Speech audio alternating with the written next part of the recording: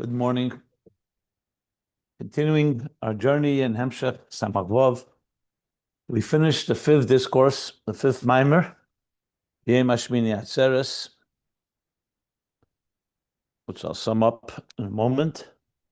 Yeah, I'm ready to go into the sixth mimer. So we're at the end, we finished page 56, the end of the mimer.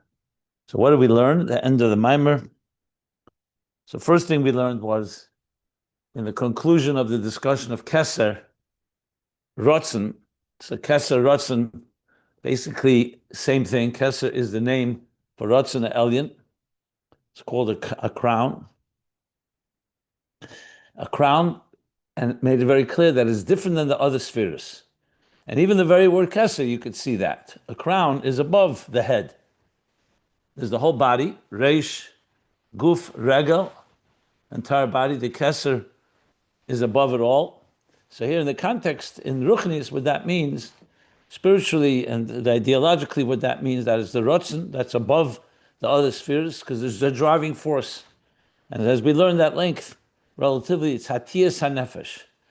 This is essentially the way the Nefesh expresses itself in the purest, undiluted fashion, because it doesn't yet have an identity.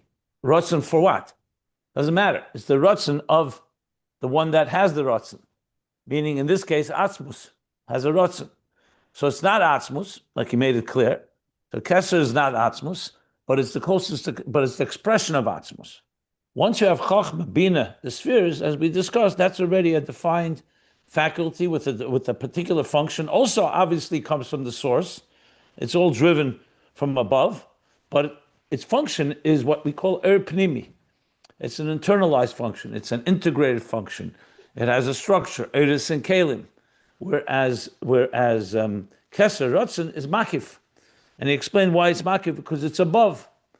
Because that's exactly the point why it's Makif. Like the chief of staff is not involved internally with each department.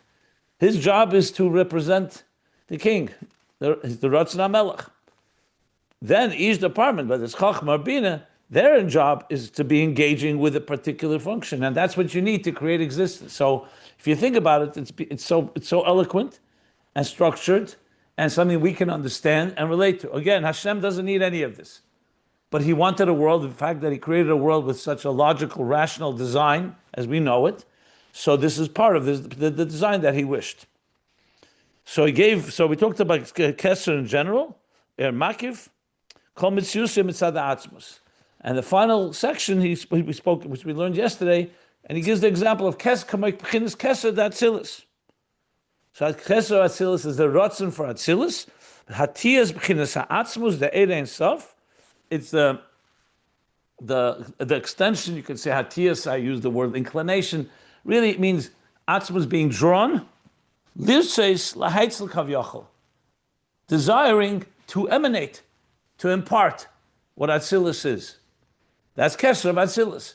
He doesn't go on to use other examples, but if he said Keser of Bria, would be the Rotzen for a world called Bria with its details. Same thing, Keser of Yetzirah. And same thing of the Keser in each particular sphere and each partsuf, like he said, every structure.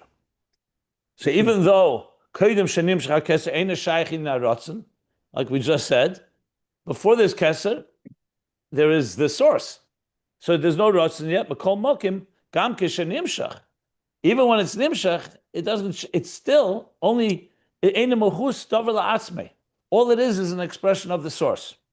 And he goes back to the mashal of the Rotzen in the Nefesh, which is, of course, created in parallel to reflect the Rotzen Lamaila, the Rotzen in each one of us, Nefesh, that without the Nefesh, we both their Nefesh, and they came klal.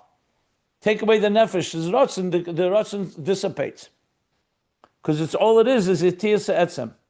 And Kamaykenu Lamaila, just to read again, She'enu b'chinas mitzias la'atzmei, it's not an existing entity on its own. Ki'im mitzada atzmus, it's only due to atzmus desiring it.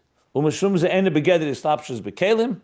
Here he adds that additional key point, and that's why Taka it does not mislabish b'kelim, because mislabish b'kelim means it's not just mitzada atzmus. Then it's already focusing on its function. It remains transcendent. It remains removed above. So this is also a very beautiful explanation in general on Makif and Pnimi, and of course Ratzon and the other faculties. Okay, and that concludes the mimer, except for the ending, which goes back now to B'yem Hashmini Atzeres, and I'll sum that up now. And you could always learn things from the end because the Rebbe Rashab is explaining the ideas he discussed earlier in a different context.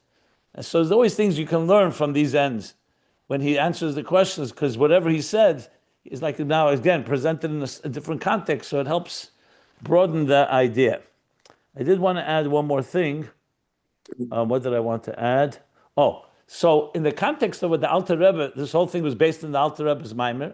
So he began, if you remember, on top of page 52, Ubira Inyan Yesh Lahagdim, Tchila, all the Giluyim are called Oir. So all the Giluyim are called Oir. So now, in sum, once we have the whole picture, I just want to sum up and say the following. Oir, we learned, has the dual properties. On one hand, all it is a reflection of the source. On the other hand, it's only a reflection. It's not the source itself. But what it is just an expression of like sunlight. Take away the source, the light disappears. It has no function without the source. In that itself, now we understand that Ratzon is the ultimate level of Oir. Because like Ratzon, we said, you take away the desire, the source, there is no Ratzon, because all Ratzon is there's no chief of staff if there's no Melech wanting something. I'm not talking about physically. Obviously, in the physical example, he's a human being. But I'm talking about his entire being is only to express. Whereas, if you remember, we said about Chochmah, Seichel, for example, even though Seichel also stops, when the Baal HaSeichel, whoever is conceiving the idea, stops thinking, the Seichel stops. But the Seichel is an entity, and that's why it remains on paper, in a sefer, or by a student. So it's also Oir, he made it clear it's Oir V'ziv, a reflection, not mehus le-mehus, but it has an element of mehus le-mehus because something does remain, even though it's not flowing straight from the source, it's now in the student or it's on paper, but as he explained, that's why you can call it a dover la'atzmei. But let's just keep in mind, it's still completely dependent and it's still a flow, a light, and a reflection of the mind of the teacher who's conveying that seichel. So I just wanted to say it's like two different levels in Oir itself, with Ratzon being completely undiluted, and Oir HaChochma, Oir HaBina, still called Oir, but it has that element of already beginning to be mislabish in kelim, and of course, once it's in a keli, the hashpah of it takes on its own identity and its own personality. In Avodas Hashem, the goal, of course, is that when we're dealing with the specific details that are a result of Chochmah, Bina, Chesed, and so on, we align it to the Oir HaChochmah that is coming from the divine, and all the way aligning it to the Oir HaRatzon, the Ratzon, which is obviously much more reflective and a pure expression of the divine, with undiluted. Just to round that out. Okay. And finally, the end of the mimer, he says, B'zeh yuvan, and I'll just sum this up quickly. With this, we'll understand the questions that were asked at the beginning of the mimer. But again, he adds a few things that just help us understand the context. Because keep in mind, the whole idea of Ratzon began because he was talking about Primus HaRatzon, us connecting through mitzvos to the Ratzon Elyon, because ultimately mitzvos is the inner and the ultimate Ratzon of Hashem. The creation of the world is Chetzenis HaRatzon. It's also his desire, but it's a desire that is a means to the Torah mitzvahs. So it all began discussing. So he does immediately say that in the new paragraph on page 56, which I'm reviewing now.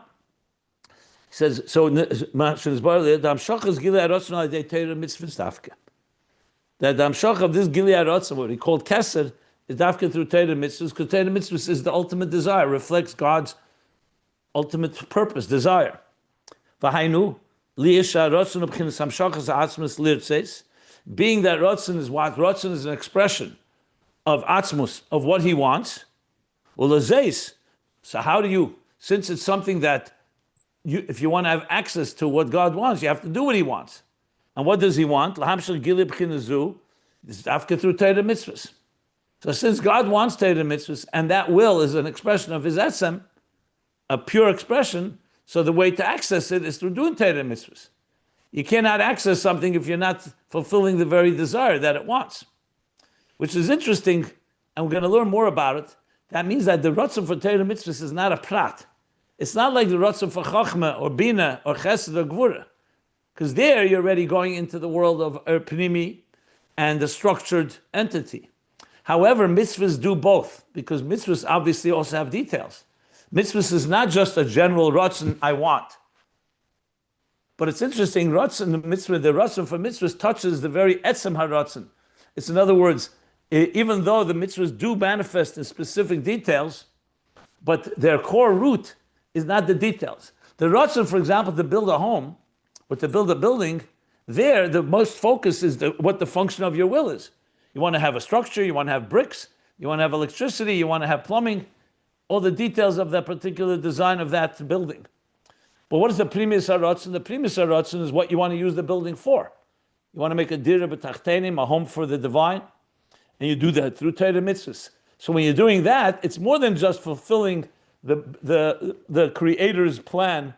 So people who come to build a home, when they've finished building it, they have fulfilled the ratzon of the builder, of the called creator of that building, but they have not necessarily fulfilled his inner ratzon, why he wants the building. When a neshama comes down to this world and does Torah and mitzvahs, then it's touching the very core ratzon. Now he hasn't really, in this mimer, explained the difference between chitzenis ratzon and primus ratzon in the context of the expression of atzmus. I'm saying it because since he adds it here, it's very clear that he's talking about that. And it is negated to the rest of this paragraph, which has a lot more to them what appears to the eye, and I'll elaborate in a moment. So okay, so that's how you get there. Gimsha Torah mitzvahs. V'agili nimshach l'neshamas Yisrael dafka, and that gil is neshamas Yisrael who are given these Torah mitzvahs. Okay, now he's going to address, but what about the rest of creation? There's a whole world that God created, and that world also umas ha'elam, the nations of the world, who are involved in the world, and they have a purpose, is to civilize the world. So now he's going to address it in the context of Pnimis HaMakif and Chitzenis HaMakif, and also Pnimi. So yesterday when we learned it, I explained it to some extent. I'm going to add a little more to just round it out as well. So bottom line is like this. To fulfill the Ratzon Hashem, you have to do the Torah mitzvahs. But Torah mitzvahs have to be done in this world. Because the Ratzon Hashem is not just mitzvahs in heaven and Torah Lei B'Shamayim. It's not in heaven. It's coming down to a physical world, which is a structured world built on a Pnimi, not just Makif. It's not just we come to this world and we're drawing down these transcendent energies that are connected to Ratzon Elyon. The Ratzon Elyon is like every mitzvah specific, whether it's tzitzis or tefillin or Shabbos or kosher, whatever it may be, every mitzvah has this particular function. Yes, it's all rooted in the Ratzon Elyon, meaning in the general desire of Atzmus. So how do you explain it? So Shmini Atzeres and Sukkos are going to be the operative example, what's more than example, operative manifestation, you can say, of this relationship. So let's sum it up. We learned it inside. I'll just sum it up orally right now as follows. So the Medrash says, the Shmini Atzeres Tia Lachem, because the 7 days of Sukkos, which of course is a holiday, a Jewish holiday. It's also Lachem. It's also for Yidden. However, there's also another element to the 7 days of Sukkot, the 70 bulls that were brought in the time of the Beis Hamikdash, corresponding to the 70 nations. So there right away you see there's also a connection not just to the Jewish people, to the entire world. And what do you mamshich? You mamshich the Gili HaMakif on the Ayin Sodim. I'm following the text here, but I'm going to explain it. Okay. What's the purpose of that? Because the whole purpose of creation is also to be mavarer and refine the world. Yes, we do it through Torah mitzvahs, but it has to be refine the world. And who the citizens of the world are the nations of the world. So the Ayim Purim, the reason we bring the 70 bulls, our offering, is in order to refine this world, the 70 nations. Okay, so now you just said it's from a makif, but we know that birur happens through pnimi. You want to mavara something, you want to refine something.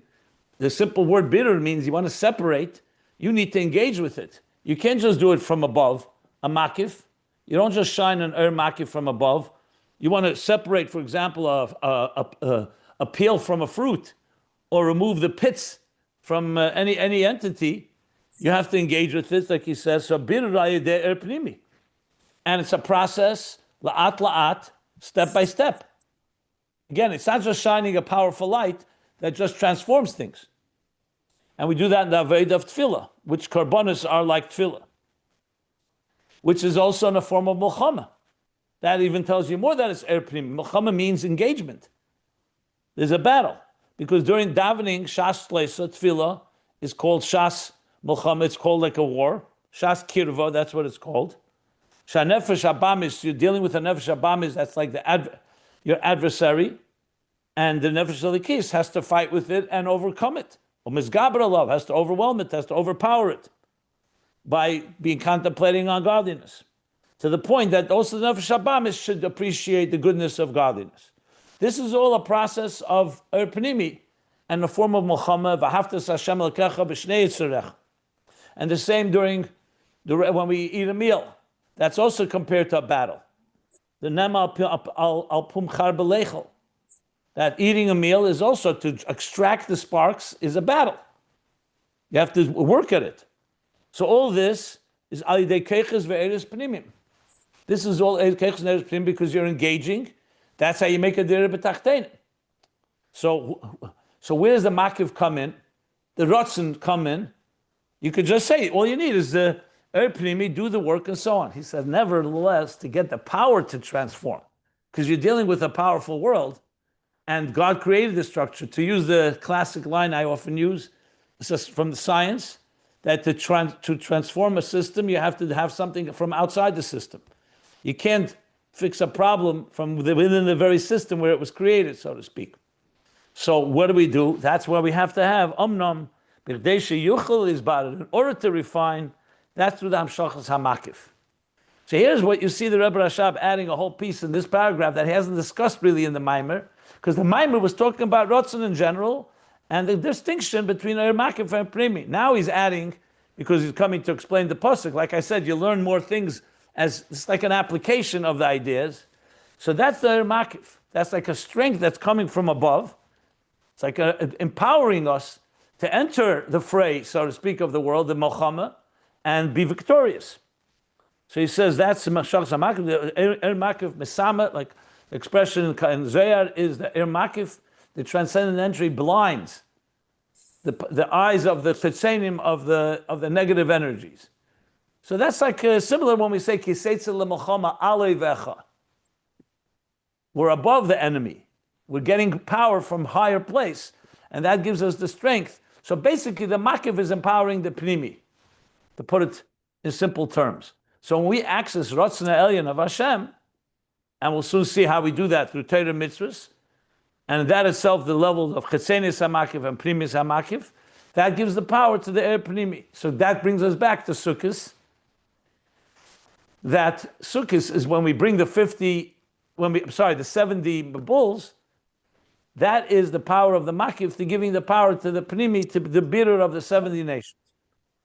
Then he qualifies and said that, and I said I would look into this. I need a little more time to look into it, so I haven't done, but I'll just repeat what he said.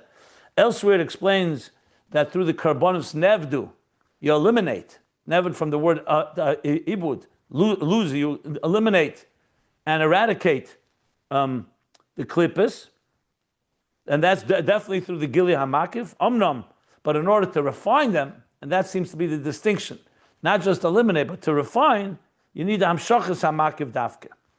So I have to look into exactly what he's distinguishing between these, the eliminating or the birur, and what he means between hamshachas hamakiv, gili hamakiv. But bottom line, the same point is that you need the makiv to help you with the primi. And that's what, and so who gives that power?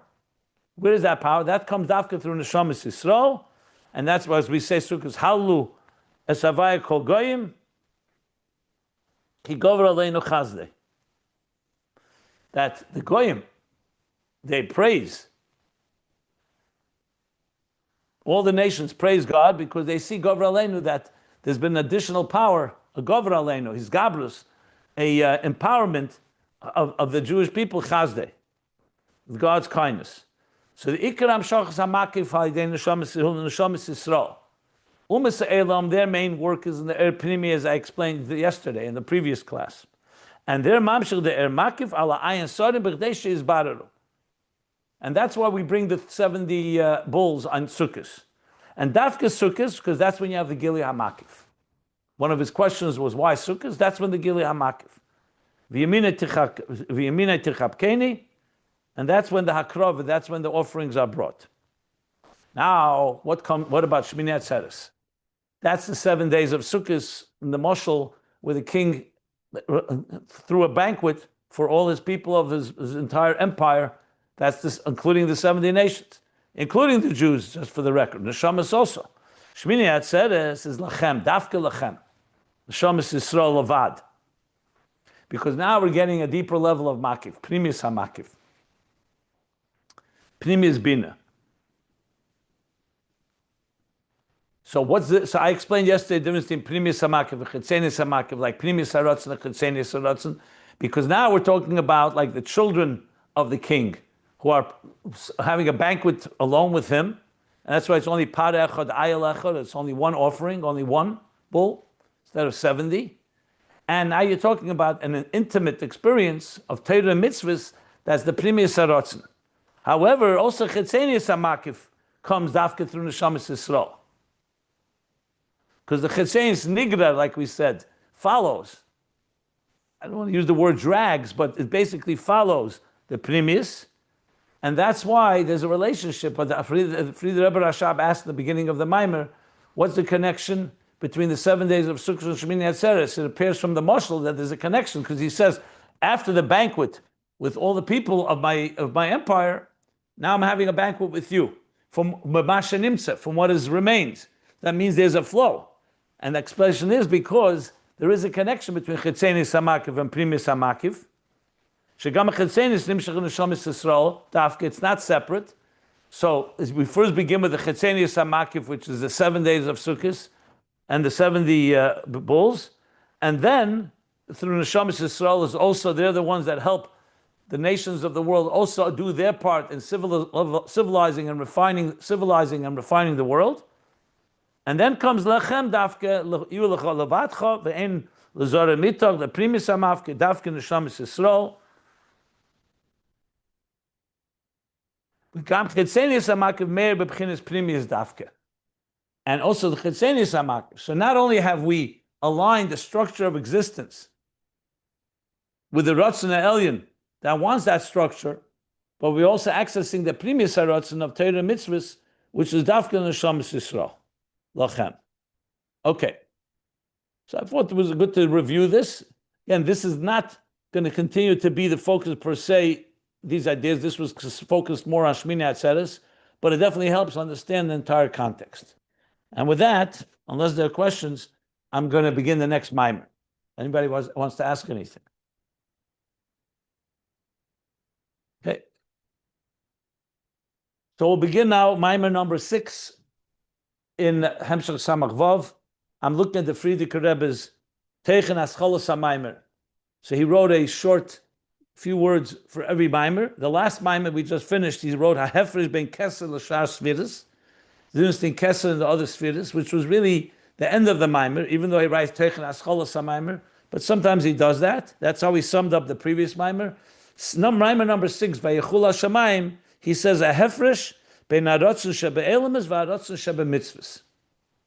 That this mimer is going to talk about, at least part of it, the difference between the desire in existence, what we call Chetzenis HaRatzon, and HaRatzon Shebemitzvos, and the desire in mitzvos, which we just discussed as well. So he's going to bring it back, obviously, to the bigger theme after explaining the difference between Keser and the other spheres, Ratzon and the other faculties. So on pages 57, pages can be found at samachvav.com. It's a Shabbos Bereshis Maimer. The last Maimer was Shmini Atzeres. Remember, all this began Rosh Hashanah, Samach Vav. He went through Maimarim, Rosh Hashanah, Shabbos Shuvah, Sukkot, Shmini Atzeres, and now Shabbos Parsha Bereshis, Reish Samach Vav.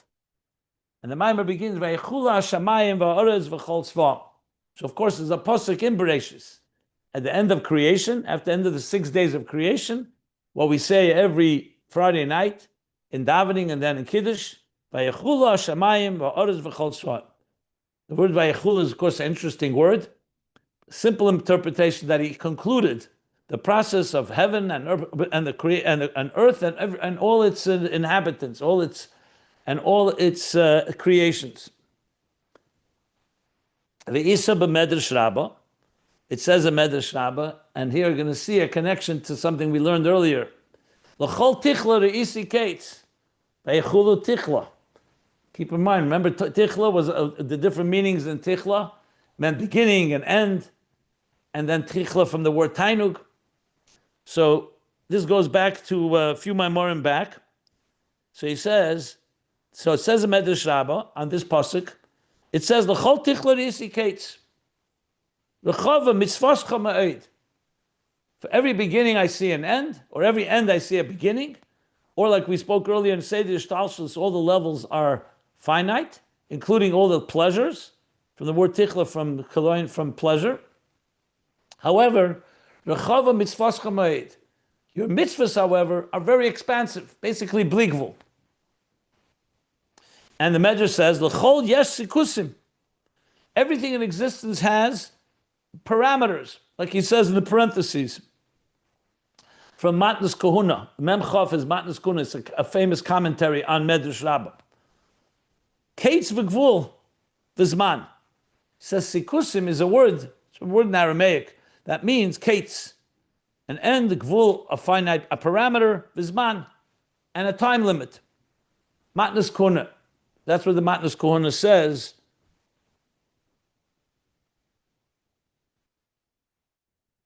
Yeah.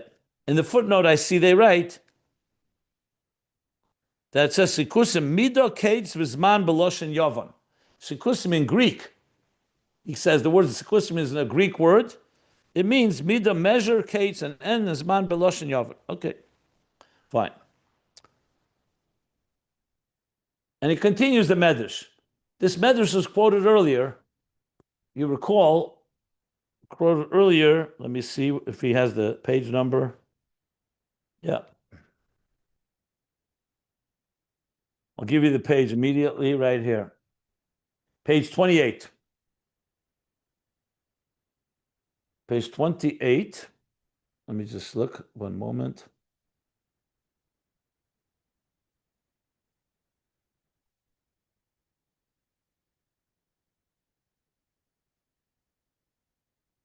Yeah, that's where it began. Where did he bring the whole sikusim?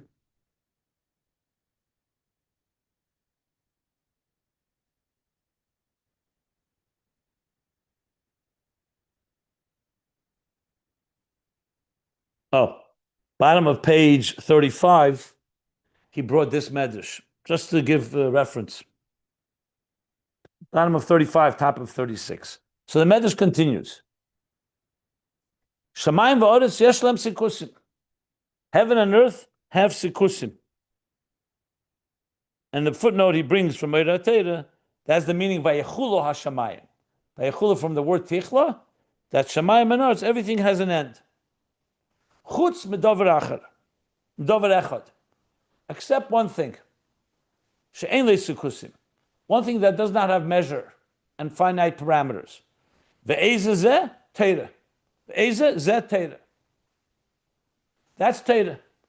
Teira does not have shenemar, like the pasuk says, arucha me'eretz midah urechava mini yam. I'm just giving the full verse that the earth arucha me'eretz midah urechava mini yam.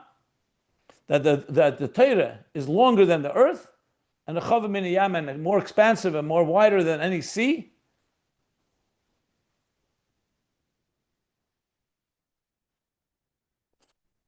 That's the Medrash. So now the Rebbe Rashab asks a question. Sorech lahavin. Masha Omer Shamayim v'Aretz ein lem sikusim. Yesh lem sikusim. Sorry.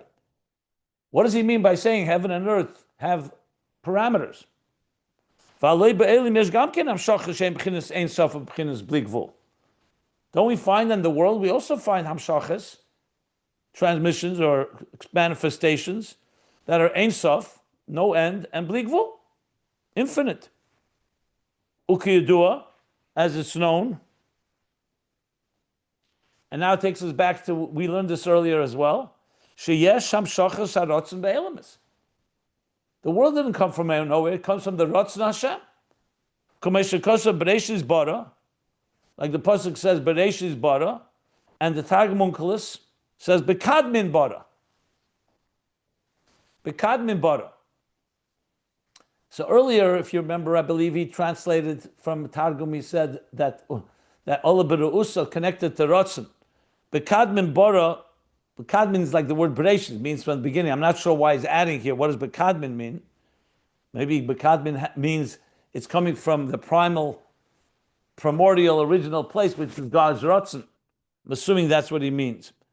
But Ratzon upchin is bli gvul. I have to look it up, because Bekadmin means kadmus. I think maybe like Kadman maybe like precedes Bereshis, right? Well, it's the Targum of Bereshis, but why is he bringing it here? What's the proof? What do we bring from that? Clearly, he wants to connect it to Ratzon. And he did say that earlier. Let me just see, since I'm looking already, might as well.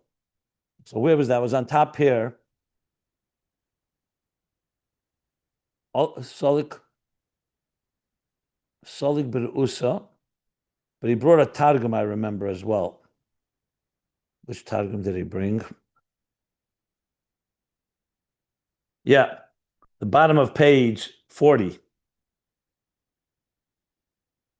Okay, he's teaching Kadmin Keser.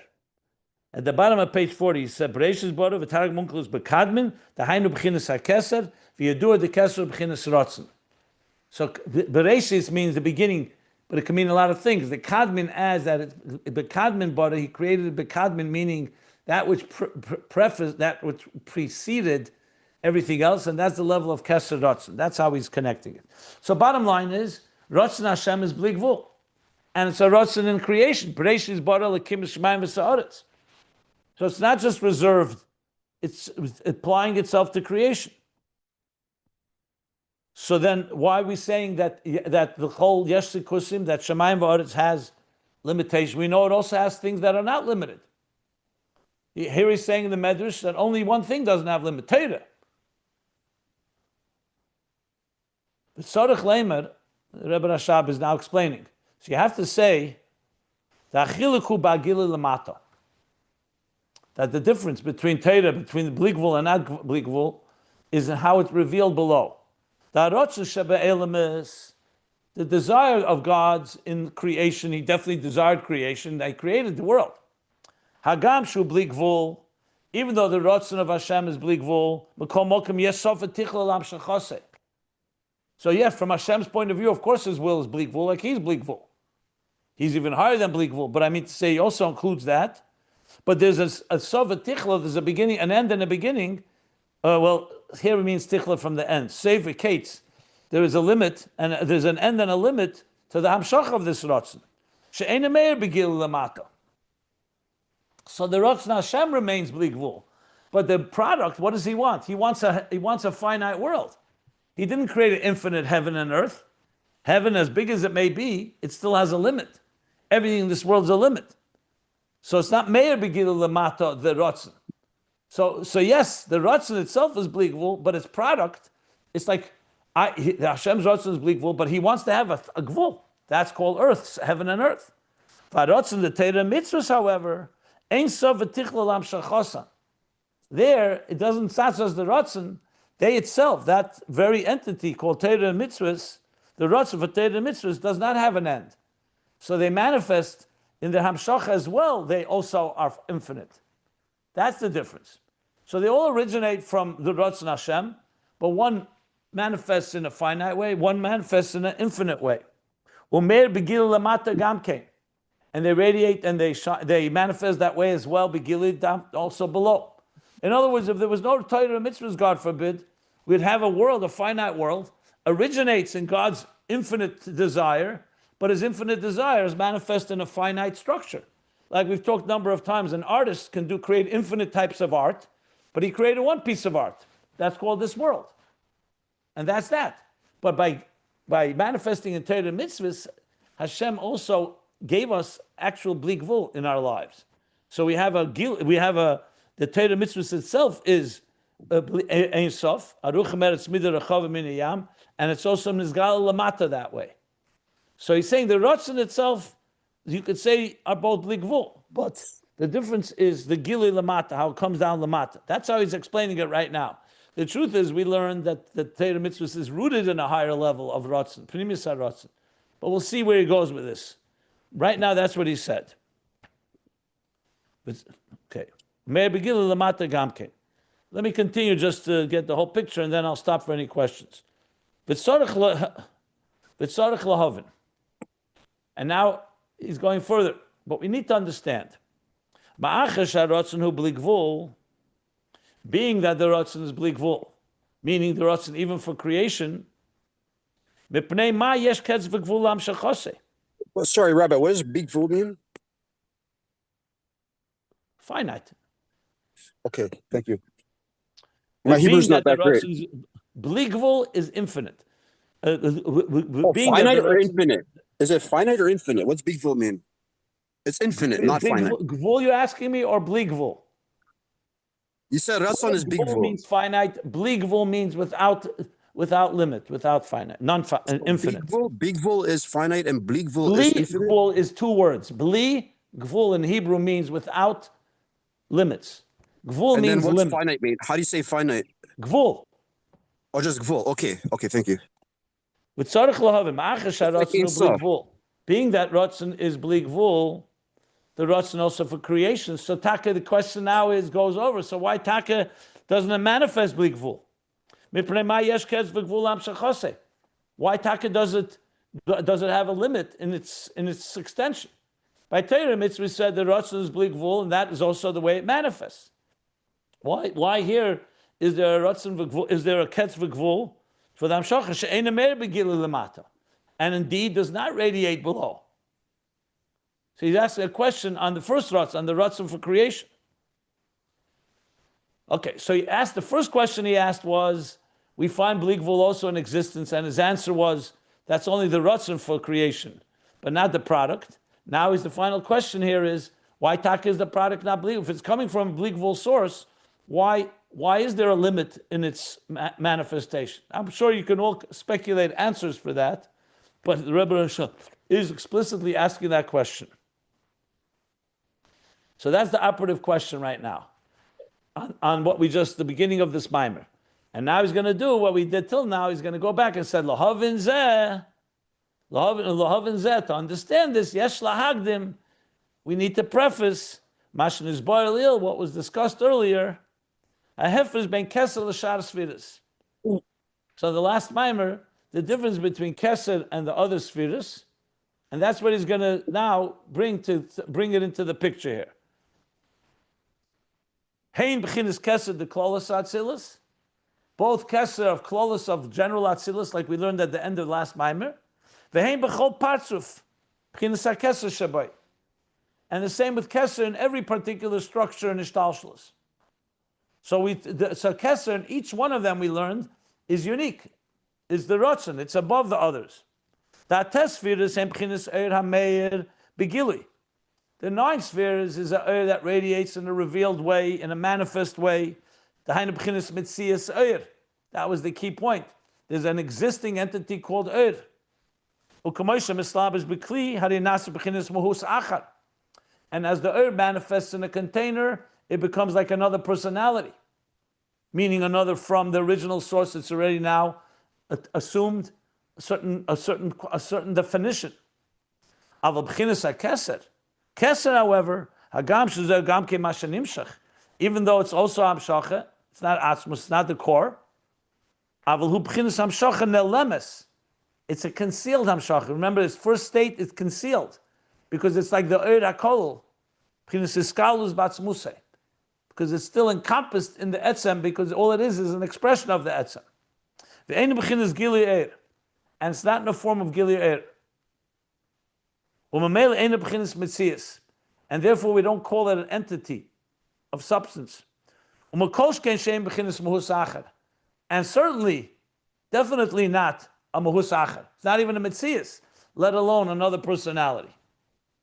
So he says, once we go back to that and understand that better, we'll be able to answer the question about the difference between Ratzon and Elamis and the Ratzon and Torah mitzvahs. Why one manifests in a finite fashion and one manifests in infinite fashion. And that's what we're going to be learning now. So let me stop here for any questions before we continue. Are there any questions? It seems that you touched mehus acher as a different, I think a different existence, but I don't remember your exact words, but it's really another mehus, meaning once Ratzon is drawn down into the gvul, then necessarily, because it's within gvul, it takes on a different nature. That is to say, a different identity, because it almost seems. I'm asking if this is correct. It almost seems that it's. I'm Well, I'm sorry. No, I'm just going to say that on page 53, he elaborated in detail this. Yeah. Okay. Yeah. But I'm just saying. Yeah. He You said explained okay. exactly what he meant. He explained with 3 levels. If you go back to Yeah. page 53, especially I explained it at length. I'm fine going over it again because it's part of the topic of Samach Vav, but I'm just referring, that's not the first time he's saying. He explained what he meant by mehus achar on page 53 and on pretty much at length. So I would just suggest to refresh, I would go there. But Okay. go on. If you want to confirm anything, please. Well, I guess the question is, or the logic forces it to be a different I think existence you or should read page identity. 53. He discusses it exactly that. Why is it Okay. called a mehus acher or a mehus nifrad when Uh-huh. it's all oir Ratzon, yeah. from the source? Okay. He discusses that explicitly. What's the distinction between oir hachochma and oir harotzon? Okay. You look Yeah, there. I'm sorry. That's where he used the word mehus acher, mehus nifrad Okay. in detail. He gave I you just three don't. levels of oir. Yeah, it's in my head. I don't know where it is. I understand. Yeah. Page 53, read 53, 54, those pages, he explains it pretty much in detail. The bottom line is, Ratzon does not have any, Ratzon is not even a revealed state. It's just what the Nefesh Yeah. wants. Chachma, by definition, means Chachma. And it's Right. not Bina. I have So just it's still what he wants, but it's what he wants with the definition. I was And that, I was that's a actually mehus. I understand it all. I do remember. I don't remember the page number, but I remember learning it. What I was trying to say is something I don't know, a little bit more structural or logical, which is by definition, something that's bleakful cannot remain in a bleakful state within creation. It has to have a gvul, or else Are we you won't trying be to able answer to. the Rebbe Rashab's question? I'm asking if Rebbe that Rashab logic. asked this question. He said, why, if the Ratzon is bleak vul, why does it have a limit when it comes into creation? Yeah, He asked exactly. that question. So, I'll go back. I'll go back. no, I'm saying the Rebbe Rashab just asked that question three lines ago. Oh, okay. He asked that question. He says, Ma'acher sha'ratzon u bleak vul, mipnei ma yesh ketz v'gvul am shachosei. Why does it have a limit? Yeah. So, as I said, you can speculate and find answers, but he asked that question, so I'm sure he's going to have what to say about it. I think so too. Okay. Yeah. So I have just a fundamental question, which might be helpful to review. Why do we presume that Torah mitzvahs are bli gvul, when in fact all the mitzvahs that we are mekayim have very specific limitations in size and shear and et cetera, et cetera? Well, we don't assume. It says it beferish in the Medrash. It says everything has limits except one thing, Torah, and by extension, mitzvahs. So it's a fine question, but we learned earlier, because it's an expression of God's bleak vul, where he's investing Torah mitzvahs.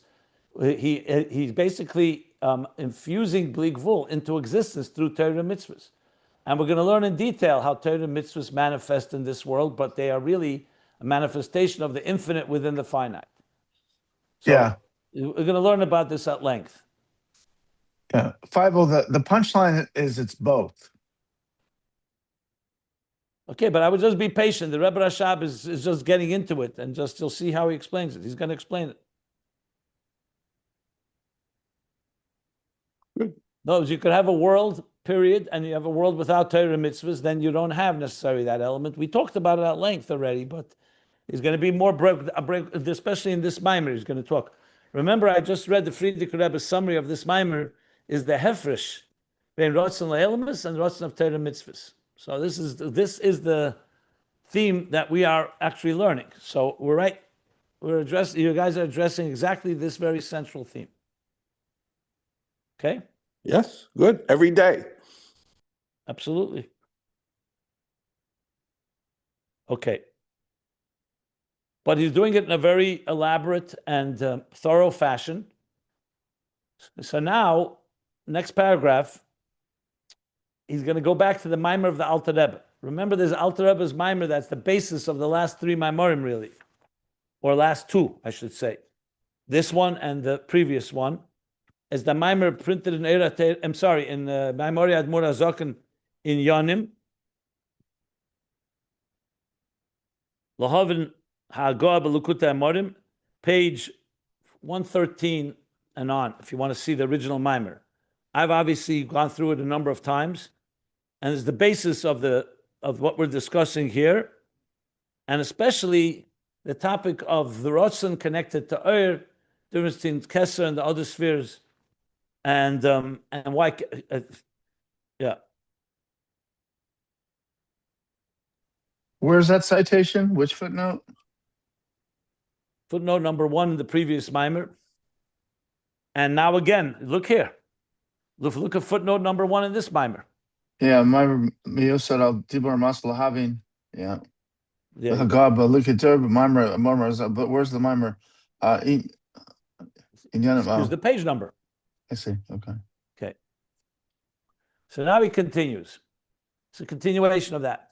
Now that we've established that Keser Rotzen is different, and keep in mind a very fundamental paragraph was page 55, when he explained how Rotzen is unique and different than Chochmah and the other faculties. It says, V'zeu atam, masher Keser d'chol partzef u'lamayla m'bchinas hazman, l'fi erech ha'partzef ahu. Now that we've established that Keser is not like the others are revealed, defined entities. A metzias, a mehus b'fnei atzmei, a mehus achar, eirus and kalim. Keser is helam, concealed, and it's still like encompassed in its source.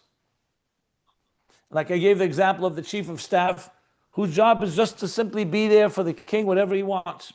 That's the Rotzen. So now he's going to explain, so the Keser in every part of existence is that level, that unique level, which teaches us that we can connect not just to what God wants, but to his very desire itself that reflects his very etzem. So now he says, this is the reason that the Keser in every structure is l'mayla from Zman. L'mayla from we'll soon understand what Zman means, from the hierarchy, you can say, of Zman, l'fi erech ha'partzef ahu, which means every level has a structure. Part of that structure there's mokim. Mokim, we learned, is maila, is its quality, it's its space, conceptual space. And then there's conceptual time, the hierarchy, the kedima v'ichur, of the relationship of one entity to another. So the relationship between Chachma and Bina, or between Bina within Chachma and Chachma within Bina, etc. The Keser reflects something that's higher than that hierarchy, higher than the hierarchy of time. Basically, l'mayla mizman. He's going to explain what that means. And before we explain, I'm going to give a little introduction.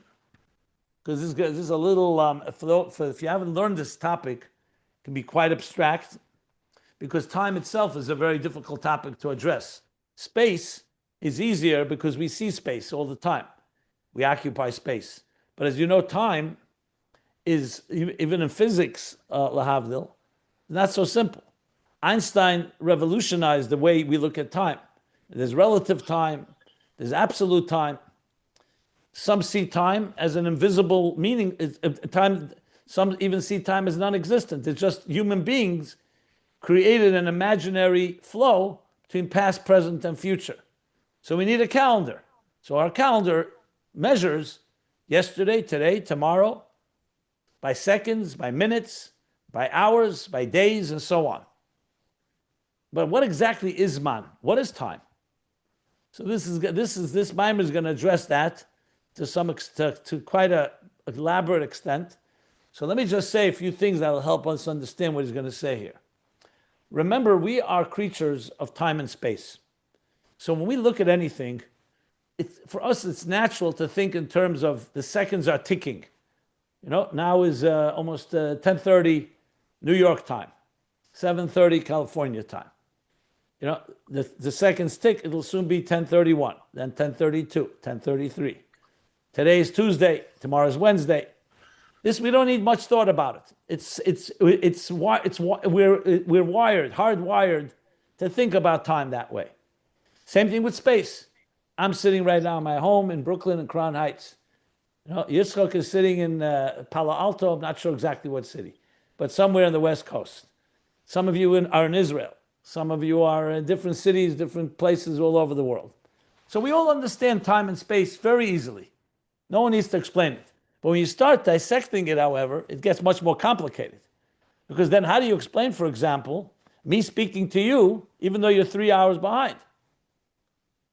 Are we in time or we're not in time? If it's 10:30 here and by you it's 7:30, just using as an example. So our answer is technology has some way to transcend that, and we can transmit something very quickly that it would take me 6 hours to fly to California in a plane, even with a plane.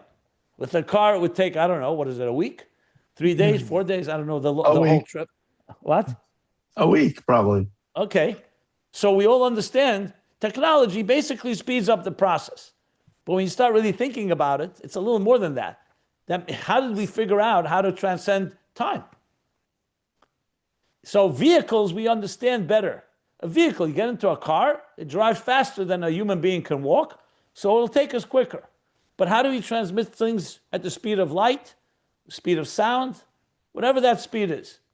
So this is where you get into physics and starts talking about the nature of time and space in a lot more complicated way. It's harder to understand. Then we start thinking in terms of energy. What is the energy of time? And, for example, the concept of time travel. Can we go back in time? So no one obviously has figured that out, but we have been fantasizing about it. Why? Because once we start understanding that these forces are really energy, they're not just a physical force. Is the yesterday really gone? And tomorrow not here? Or it's not here in our perspective? Maybe it is on some dimension. I'm not coming to answer all these questions. I'm just trying to point out that when you start thinking about it, there's a lot more to the topic. Now, what Chassidus does, and that's why this introduction is so important, Chassidus takes the whole thing and turns it upside down. Remember, time and space once didn't exist. God created time and space. See, we, creatures of this world, even with faith, we see time and space as our given reality. If someone were to ask you, okay, the world you believe is 5,786 years old, Tov Shin Pei Vav. Bereshis Bara Elikim happened 5,786 years ago. What was there a second before Bereshis? We lose a track. It throws us. Curveball. How do you understand that? Was there a before there was a time? Time itself. So we're going to learn about this. What was there before creation? The answer is there was no before. How do you wrap your head around that? How can you imagine a time that was not before? What do you mean there was no before? For us, it's impossible to understand. 1 second, if creation happened here, this second is creation. Let's say we're right there 5,786 years ago, and the world comes into being. You ask, well, 1 second ago, what happened? And they say there was no second before because there was no second. That itself is part of creation. Not so easy to understand that. And even from a point of view, let us say someone who's not Torah-based and says the world is 12 billion years old. there was a Big Bang, and you ask what happened before the Big Bang. So we don't really know. It was a ball of gas, something happened. So you right away see that once you start going deeper into the topic, it gets much more complicated than simply yesterday, today, and tomorrow, and here I am in New York, and you're in LA, in California, or other parts of the world. So Chassidus comes with an approach the other way around. Since God is beyond time and space, and he creates time and space, how did that process happen? What did he do to create the very concept of time, of before and after, of seconds, minutes, of a past, present, and future? And the same thing with space. So with space, it's a little easier to imagine, because you could see my house is a limited place. There's space outside of my house. The same thing you could think of the solar system or all the solar systems and universes, that at some point there's an edge. But even that's not easy. If you took a spaceship and hypothetically had infinite amount of fuel and travel, would you ever come to an edge? Would it ever come to a point in space where you come to a wall and say, that's it, nowhere to go? Or is it circular? When you come there, it'll just keep going in a circle and you won't even know that there is nothing. How do we understand this? Is there something that's outside of space? So all this is going to be addressed now. I'm sure some of you have thought about these ideas, but this is very fundamental in Chassidus. Not everywhere Chassidus talks about it. Here is one of the places where we start understanding, firstly, physical time and space, and we're going to have to learn conceptual time and space. Because the first step is to get beyond yesterday, today, and tomorrow, is to understand that time, let's say in Atzilus, there's no yesterday, today, and tomorrow. There's a hierarchy. Yesterday in Atzilus means preceding. Like we talked about earlier, Seder Zmanim. If you remember, we talked about Rotzev Veshuv Zman. He said he's going to explain it later. This is the later. So, for example, just again, because of time, I'm going to stop here. But I just want to finish one sentence, a few sentences more, as an introduction. When you say a father is always older than his son, that's a given. Everyone agrees. A son can't be older than their father. It's just a rule. The father was born earlier. Okay, that makes sense. My father was born 25 years ago. I was born now. So that's it. Father, son, mother, daughter, same idea. A previous generation preceded this generation. But then you have in Torah, in Halacha even, you open up Masechta Shabbos, and you also have the expression Aves and Tuldes, fathers and offspring. But it's not used as a father-son biologically. It's used as general categories and subcategories. When you create an outline and you have headers, the main headline, and then you have subcategories, that is called in Torah Avis and Tuldes, like fathers and children. But there, it's not necessarily preceded in time. It's preceded in concept. That before you, for example, say the difference between 1, 2, 3, 4, you say there's a set of numbers. Let's talk about the set of numbers. Once we talk about the set of numbers, those set of numbers includes number 1, there's number 2, there's number 3. Next point, 1 plus 1 equals 2. 1 minus 1 equals 0. So did this happen in the past, present, and future? It could all be happening at the same time, but it's cause and effect. So now time, conceptual time, doesn't mean that you have to be 25 years older. Same thing in space. When I say my house has 3 floors, so of course the second floor is higher than the first floor. But what about conceptual space? Conceptual space, you can have 2 people, and one is taller than the other physically, but one of them may be a bigger Talmid Chacham than the taller one. So in spiritual space, so to speak, who is a higher level? Is it the physically taller person, or is it the person that has a higher stature? He learned more Torah. A Kohen comes before a Levi, before Yisrael, when you get Aliyas. That doesn't mean the Kohen is the tallest or the biggest. It means, spiritually speaking, there's a certain status that a Kohen is given. So you start realizing that hierarchy and space, both space and time, is conceptual. Why is this so important? Because this helps us start understanding how God created time and space. It didn't start with physical time and space. It started with spiritual time and space. So we're going to be learning all about that. Where did it begin? How did it evolve? And then how does it ultimately manifest in our time and space? And this introduction is critical. Because I have to tell you, when I started learning Chassidus, and I learned these ideas, I could not for the life of me figure it out. It was so confusing. And when I asked these questions, like, what do you mean? What was there before? Because we're so accustomed to linear thinking, and if someone doesn't give you an introduction, you don't know you need different tools. You can't talk about conceptual time and space with the same tools that you talk about linear time and space. It's very different. And that's why I've given the example a number of times. I've shared with you. I remember when those students from yeshiva, 15-year-olds, came to this table here, and I asked them, they wanted like an introduction to Chassidus. So I took an apple out of my refrigerator, I put it on the table, and I asked them, how many apples do you think can fit on this table?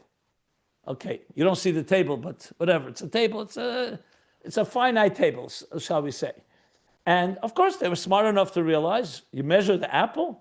What is an apple? What, an inch and a half? Whatever it is.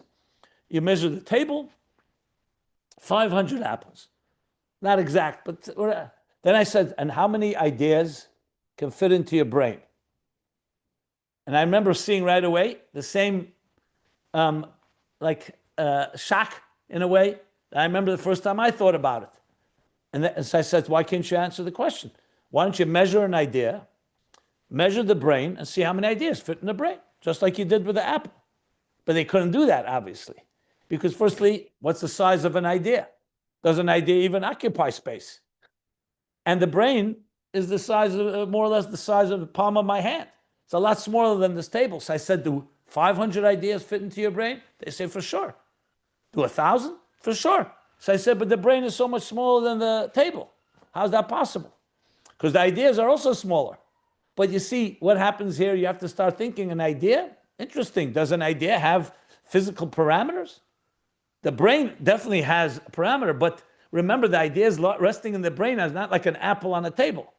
The brain is neurons. The idea it's not stored there. Like you don't have to make space for it. You can have billions of ideas. The point I wanted to make to them is that they have to start thinking differently. You have to think out of the box, literally out of the box of physical time and space. So you can start conceiving of something, oh, I understand that. So two people sitting in two different chairs, here we are, different people, all of us right now in this class, all over the world, we're in different spaces. But when we share an idea together, we learn Samach Vav, we can share a feeling, and we can feel love to each other. That transcends time and space. So suddenly you see there are experiences in life that are not bound by the conventional parameters of time and space.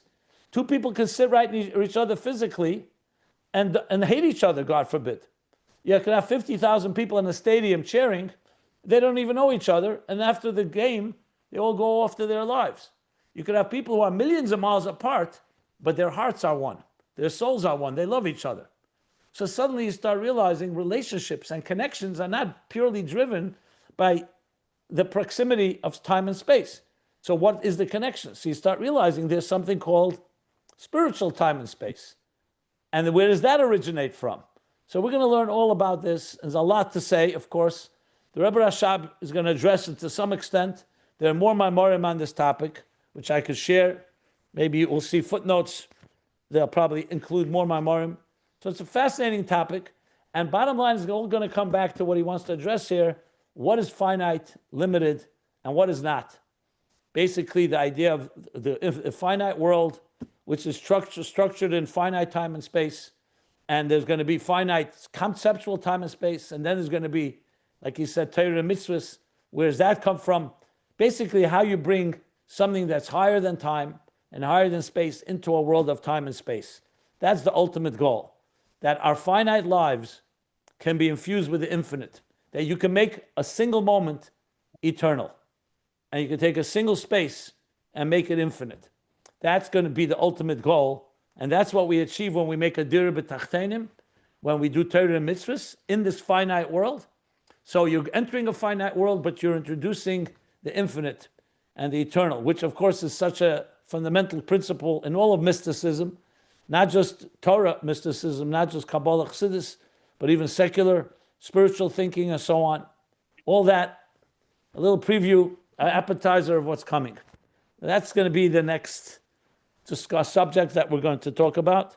And I'm glad I gave this introduction because it'll help us a lot more once we start reading inside Rebbe Rashab in his beautiful way as he elaborates on this. Okay. Not for nothing, but today's chitas is a parakalamed vav, where that very fundamental concept is introduced about lo shayach lefanav yisborach b'chinas mile of mata. There you go. Exactly. And yet he created Mila Mata. And he wants us to join the two. So that's the hardest part, is how you join these two. It's one thing, the infinite is there and the finite is here. But we're also talking about fusion. As above, Okay. so below. What? As above, so below. I feel like the Torah is like a paradox. It's both finite and infinite. And it's like use a Torah to get to the infinite. Because the Torah, like there was that thing that Buckle your Sorry. seatbelt and you'll see. We're going to learn this inside in detail. There's no need for guessing. He's going to talk about this very explicitly here. Rabbi, I'm applying some of what you just said, which is mind-blowing and amazing. I'm applying it to music, for example. There is Okay. only a finite amount of musical notes. In the C major scale, there's only 7 notes. But how you sequence them and Of how course, you I talk about line that them, always. You can do it infinite combinations. there's Exactly. infinite combinations of so you could there's an infinite amount of songs that can be played just with 7 notes. How much more so the Torah, which I think has 600,000 letters. Imagine, no, it's so like this- 300,000 something. But just to throw you another quandary, does infinite in that context, infinite is relative infinite, meaning you can keep creating more music, but is it truly infinite, or is it simply because we can keep doing it without an end? Or can you actually bottle actual infinity? Because that's a big difference. To say, for example, you can travel to outer space on and on and on, doesn't necessarily mean that's infinite. It just means we, as finite, we can never find the end to it. But we're going to learn about divine levels that are real infinite, not just relative infinite. If you get what I'm saying. Yeah, but when you were talking earlier about how there could be a bridge between the finite and the infinite, I was thinking in terms of music. Yeah, no, that's good. Very good example. I agree. Thank you. Yeah. And I'll What a take it a step mind-blowing- further. When you sing a song, you can be transported to another time and space, and two people, even if they haven't seen each other in years, the song can connect them as if no time passed, and also space hasn't passed. That's called transcending time and space. Yeah. Right. And also 2 people could sit in the same room and hear the same song and have different reaction, different feelings to the song. Yep. It can mean something Yes. different to them. Well, we're entering a space with today's class that's mind-blowing. Thank you so much. Yeah. That's a good Keep in class. mind also, I think about this a lot. You're in a crowded place with thousands and thousands of people, and everybody could be on their cell phone, their smartphone. And what about all the signals? Why don't they? Why don't they? What's the word? They Crash together, like kind of crash accident. interfere with each other. Yeah. Right. That means that in space, because if you have people, there's only that many sardines you can put into a can. And yet, when it comes to that, how much, I am sure there's a limit.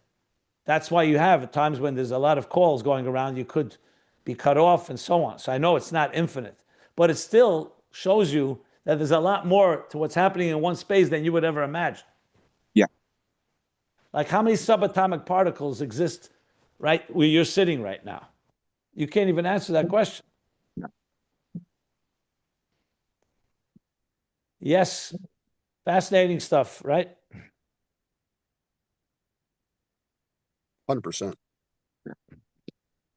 So we'll stop here. Basically, the new paragraph on page 57 at the bottom. And we'll take it to next class. Now, I have to, tomorrow there'll be a class. Thursday and Thursday and Friday are up in the air because I have something I have to do. I'm not sure yet what it'll be. I'll keep you posted. By tomorrow, I'll know. Sometime tomorrow. But either way, I'll post it on the group. Just giving you a heads up. Okay, regards to everybody from President Millet. Had a good time with him last night. We had an how was- gala. Congratulations. Mazel tov. How was it? It was unbelievable. What can I say? Is the recording still going, or did you turn it I'm off? going to I stop the forget. recording right now. So let me stop here. The beginning of the paragraph, page 57. Let me stop it right second. Let's see here.